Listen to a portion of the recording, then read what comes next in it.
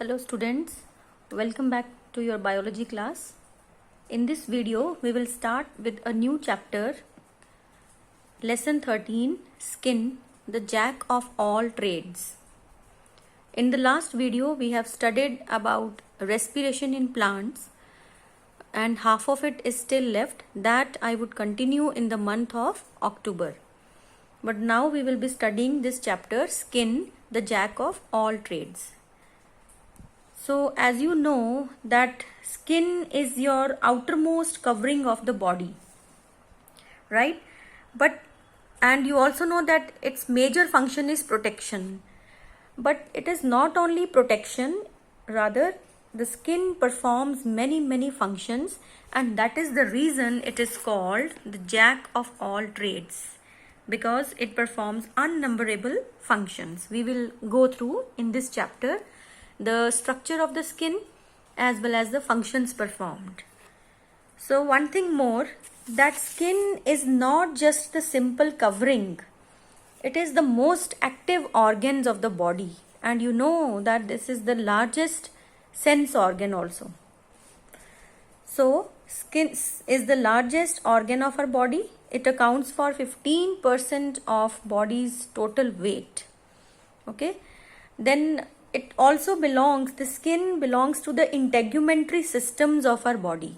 When we say integumentary system, we mean to talk or say about the skin as well as the derivatives of skin. For example, the nails, the hair, the glands present in the skin. So study of all those things is called integumentary system. But this chapter we will just go through about all these things in little detail. So before studying the structure, we will have a look in the functions performed by the skin. So the skin's function are as follows. The major function is protection. Protection is the primary function of the skin, and we can categorize the functions in following ways. First of all, the protection of the underlying tissues. So we can say that skin absorbs the mechanical shock. As you all know that normally in everyday life we may get injured, we sometimes struck to the things, but our tissues are not hurt because skin helps them by providing mechanical strength. Secondly, it holds the body fluids inside and prevents excessive loss of water by evaporation. You can say that our skin maintains the internal environment, and it keeps the internal environment, means inside of the body, isolated from the outer world. Third point is it prevents the entry of harmful germs. As you all know that skin is like a barrier which prevents us from the entry of the germs such as bacteria and other causative agents. Fourth point is it protects the body against excess ultraviolet light. Ultraviolet light, which can be very harmful for the skin, but skin has the mechanism that it can protect our underlying tissues. So all these 4 points will come under the heading of protection. Protection by absorbing shock, protection by not allowing excessive water to be evaporated from inside, and protection by preventing from the germs, as well as protection from the harmful ultraviolet rays. Okay. Second important function is sensation. You are very much familiar that skin has many types of receptor cells, such as the receptors of touch, pain, pressure and heat, and they receive the stimuli of all these receptors, and that is why we can feel all these things with the help of our skin. Next is temperature regulation. Skin helps in regulating or maintaining body temperature. How it helps, this we will study in detail when we will discuss about vasoconstriction and vasodilation in the next topic. Next is storage of food. Skin also helps in as a reserve food storage, because you know that the fat cells, that is adipocytes, they are present in the layers of the skin which act as reserve food, or they store the food. The next function is excretion. Skin helps in excretion. Excretion means eliminating waste. Some of the waste like salts and water and urea, all these comprise sweat. in the form of sweat. And but we do not include skin in excretory organs because its major function is not excretion. This is just the excretion of sweat is just to maintain the temperature, to control the temperature. So that is why we do not consider under the excretory organ. The next function is synthesis of vitamin D. You might have heard that skin synthesizes vitamin D when we are exposed to sunlight. And seventh point is grip. You might have observed that your skin in the palm, in the soles of your feet it has many ridges and grooves. These ridges and grooves present in our skin help us to hold the things, or we can say that it helps us to maintain the grip. So all these are the functions of the skin. So dear students, please you also revise once all these functions. Now we will start with the structure of the skin. So to study the structure of the skin, you need to go through this diagram. This is a three-dimensional diagrammatic sketch of your skin. You can draw this one. From examination point of view also it is very important. Maybe it is asked for drawing, or maybe the questions related to it. Or you can also go through, this is the vertical section of human skin. So now let us start with the structure of the skin. So I would like to remind you the structure of the skin. Actually the skin is composed of two main parts, or we can say that skin has two components. Skin has two components. So let me write down here.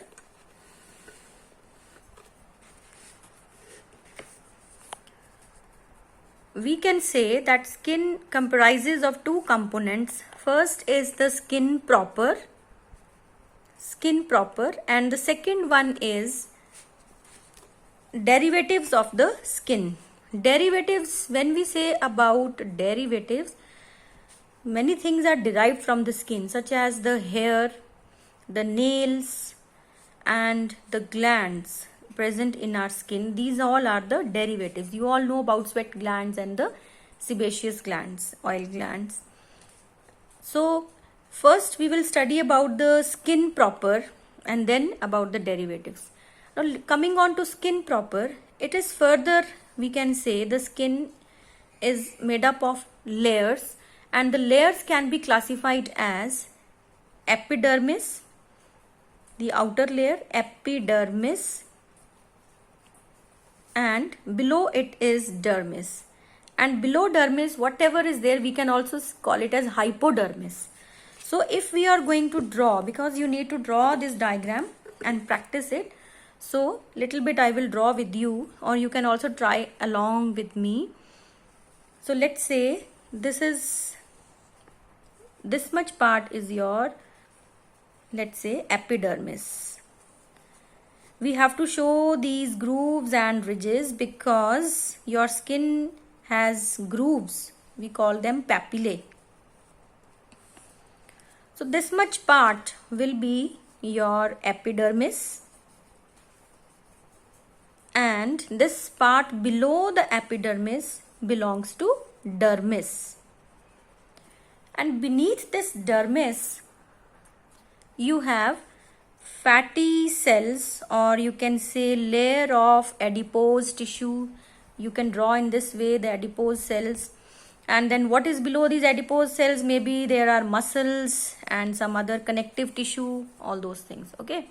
So epidermis, dermis, and this can also be called as hypodermis. This is also known as hypodermis. Fine. But in this chapter, we will be confining ourselves to epidermis and dermis. Dermis has many derivatives. In fact, you can say, like, suppose while drawing, you should draw here like a hair follicle. And just to show you, means how to draw, you can draw the hair follicle inside in this way, right? Then draw one sweat gland you need to draw. This is the pore which is the opening of the sweat gland, and it lies deep in the dermis layer. So draw it over here. Then sebaceous gland you need to draw nearby here or any other place. You can draw sebaceous gland or the oil glands, and these are the hair erector muscles. So dermis contains all these components: your hair erector muscles, the hair follicle, that is the root of the hair, and the glands such as sweat glands and the oil glands, and beneath it there are blood vessels. So let's say these are the arteries and the veins. You can even draw with red and blue color arteries and veins, and you can show the capillaries. These are the capillaries of arteries as well as the veins. Okay, anywhere in between draw capillaries of arteries and veins. It also has nerve endings, so you need to draw the nerve endings, nerve fibers. So this is all what we are drawing is dermal layer or dermis. Okay, now let us study about epidermis. So epidermis is the upper layer of the skin, and you have studied in animal tissues chapter that there you have studied about the tissues, and we studied about 4 kinds, and the first one was the epidermis only. Okay, so epidermis layer is further divided into 3 sub-layers. First, you just try to understand the how you will learn. First is outer, then middle, and the inner. The innermost layer of epidermis is called Malpighian, or you can also pronounce it as Malpighian layer or Malpighian layer, or it is also known as germinative layer. This Malpighian layer or germinative layer is present inside of the epidermis, innermost layer of the epidermis, and it comprises of actively dividing cells. These are the cells which are actively dividing, and they keep producing new cells towards the outer surface. So these are the cells of the innermost layer. What is the name? Malpighian layer or germinative layer. They keep producing the cells. Since it is actively dividing, it produces many cells, and all these cells, they are, as it produces cells, they are pushed towards the outer side and towards the upper side, and when they are pushed towards the upper side, they get devoid of blood vessels, right? And here they form 2-3 layers. Here they form 2-3 layers of flat, and also they become flat. So this forms your middle layer, which we call, see, you can refer your diagram also side by side. This is the innermost Malpighian layer. Then the middle layer, we call it granular layer. This one. So means granular layer is formed from the Malpighian layer when the cells come upside. Afterwards, these cells further they form, this is, you need to draw 3 layers at least, and then these cells further they become dead and they are pushed further upward, and here you can draw the flat cells. These are dead cells made up of protein fibers such as keratin, and this forms the outermost layer, which is the corneum, stratum corneum, or you can say cornified layer, stratum corneum. So what are the 3 layers of epidermis? Outer layer, stratum corneum, made up of dead cells having protein fibers, and the major function is protection. It acts as a resistant and provides tough resistance to our body. Middle layer is granular layer, and the inner layer is Malpighian layer or the germinative layer. Malpighian layer is actually, it consists of actively dividing cells. The cells keep dividing and produce new cells almost every day, and you might be knowing that on daily basis the cells of skin are normally worn out and they are replaced after every 3rd and 4th day. So new cells are being formed, and then they are pushed upward, and as they are pushed upward they become flat and they get devoid of the blood vessels, and then they replace the uppermost layer of the skin. So this is all about epidermis. In the next video we will continue with the dermis.